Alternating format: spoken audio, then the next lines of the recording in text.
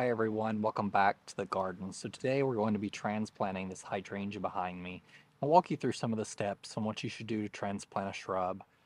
Most of the shrubs that I transplant are in fall or very, very early spring. Typically I like to transplant stuff in fall just so it can settle in. Over late fall when the weather is cool and during winter those roots can root in, particularly hydrangeas who have kind of a shallow root system and love the water. It's generally best to transplant them in fall. So this one is a firelight. It has been here for several years now, but it's not grown great in this location. So I'm going to end up transplanting it. So for the past few days prior, I have been watering this very generously. And I mean, come out here with a sprinkler system. I have a small little metal one that just saturates a small area, maybe 10 minutes or so. Every day to keep it really wet and happy and preparing for transplant. Now we just had a huge rain this morning. It's been raining most all day. And so I'm just going to head and go and dig this up as much as I can, get as big of a root ball as I can that's still manageable. And then we'll move from there and see how this transplants in the location that I'm wanting to put it. Now generally you just want to go around the root ball about a foot out. I'm doing maybe 6 inches or so because I don't want a root ball that's that big. But we're going to try and get a big enough root ball because this hydrangea has been pretty established that it'll continue to be happy in the location it's in. You can also cut down this hydrangea a little bit, and that's what I'll be doing when I get it in its transplanted location. I would go ahead, since it's late fall, and cut it back by a third. You can do that to any other shrubs you transplant as well. It's just a good rule of thumb that because you're lowering the amount of root system that it has, you also want to lower the canopy, because if not, it will burn really bad and transplant shock will be more likely. Now, because hydrangeas are fairly shallow rooted, you don't have to get a huge depth. It would be better to go a little wider than deeper necessarily. And I'll show you what the root ball looks like when I get this out. Not too big, but big enough that it should survive just fine after I lower the canopy a little bit. So let's get this where it's going.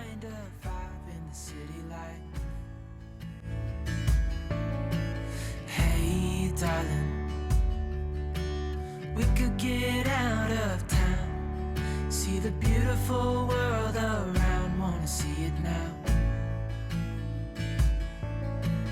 Pack our bags and get in that car, leave a little note and we'll drive real far. Let's get out, we can leave this city, let's drive to the open air. Yeah, the countryside is so pretty, with the wind blowing in your hair. We can look back someday, baby, don't you understand that we only get one life? I wanna make it count, honey, come on now and take my hand. Hey darling, I love it when it's me and you on the road with a couple of tunes in a car for two. Hey darling. All right, everyone, we're at Roots and Refuge Farm, Jess's place. If you've never checked out her channel, definitely check that out. So we're going to be planting the firelight hydrangea right here in front of her home. As you can see, it's a bit shaded in the afternoon here. If you're transplanting a hydrangea, most hydrangeas, particularly paniculatas, like a bit of sun. Paniculatas are one of the ones that are the hardiest and can take the most sun. However, if you're not got them on drip and watering them at least once a day, you probably want to give them some afternoon protection, which is what we'll have right here in this location. So I'm going to be planting the firelight that you just saw me dig up here. I also dug up the quickfire and brought it to Jess, and she'll be finding somewhere else to plant that pretty quickly. And so we'll just get started. You just need to dig your hole about the same size of the root ball that you had dug up. If you have some starter fertilizer or some root growth fertilizer, you can put that in the hole as well. I don't know if Jess has any around here, but as long as you give it enough water, it'll be fine and settle in nicely going into fall and winter. Hey, darling, you know we're gonna have a really good time, driving in the middle of the night when the stars are bright.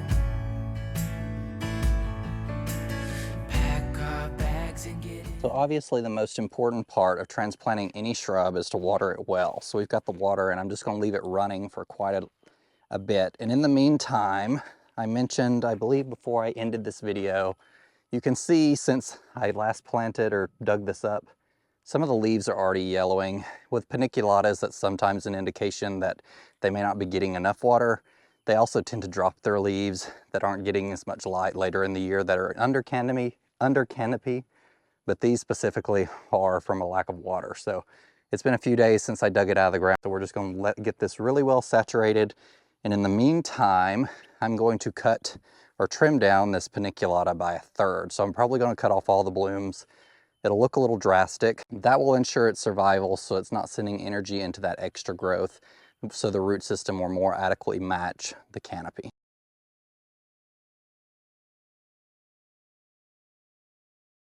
And that is pretty much it. Keep it sufficiently watered as we enter fall.